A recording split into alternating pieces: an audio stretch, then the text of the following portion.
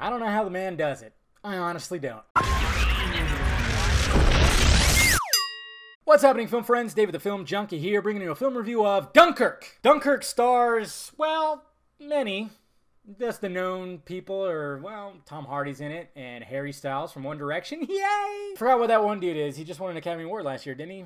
I forgot his name, but he's in there too. And it's, of course, written and directed by Mr. Christopher Nolan, one of my all-time favorite directors. So obviously, I was really looking forward to this. I think this was like number 5 on my list of movies I was anticipating for 2017. Dunkirk is about over 400,000 soldiers on this beach trying to get off of it and basically getting attacked by the Germans, and it's just it was a battle for survival, and that's what this movie is, straight up. That's all it is. That's it right there. There's nothing else that you have to know. It's just about 400,000 soldiers that are trying to get off this beach because the Germans are just attacking, and they have to survive, and that's pretty much the movie right there. There's nothing else. Nothing else that you need to know. That's it. So what did I think of Dunkirk? Another masterpiece by Christopher Nolan. So let me say this first, okay? I guess I could warn you, because I know a lot of people that don't like this movie and a lot of people that might go in this and be like, what the fuck did I just watch? That was boring. Christopher Nolan, this is why he's such a brilliant filmmaker. Because with a movie like this, they could have just did the normal formula thing where it's like, okay, we have the Battle of Dunkirk. Let's intertwine a stupid story with a bunch of characters, have some backstory, characterization, put a fucking love triangle in there. You do something like that, or you could just have a movie from start to finish about 3 points of view, really, about surviving this horrific time, this horrific. Basically, it's a battle. The battle, or surviving Dunkirk. And that's exactly what happens. You don't even get to know these characters, okay? It's just right from the start, from the first frame, it's all about this. It's all about surviving this battle. That's all it is, all the way to the very end. And you're just seeing different points of view, and that's it. You don't get to know these characters. I mean, you barely even know their names. You don't get backstories or anything. You get maybe a little bit of here and there of stuff, but I mean, Christopher Nolan was like, no, this movie is just about this time right here, about this moment, about surviving, and that's all it is. And a lot of people might not like that. I love character-driven stories, but if you're going to do it a different way, you're going to do it where it doesn't need, like, characterization, you don't need the character development, hey, do it like this, because it's fucking, and that's what Christopher Nolan does. The way he tells the story is just mind-blowing. Because not to mention, he does it in his way where it's like not exactly linear. He doesn't like to do linear things sometimes. He'll throw you off. There's times where you're like, he's telling a story, you know, the story's going on and you're going, wait a minute, okay, okay.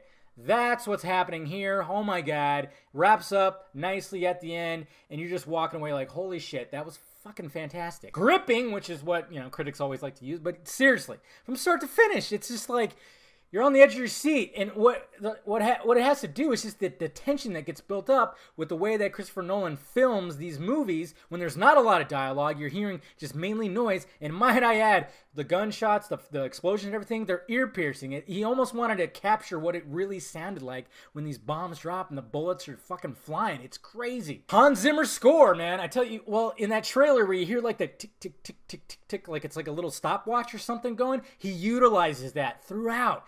And it just builds tension. Like the score works so perfectly what's going on the screen. It's absolutely fucking crazy. And not to mention, it's just so beautifully shot. The cinematography is great.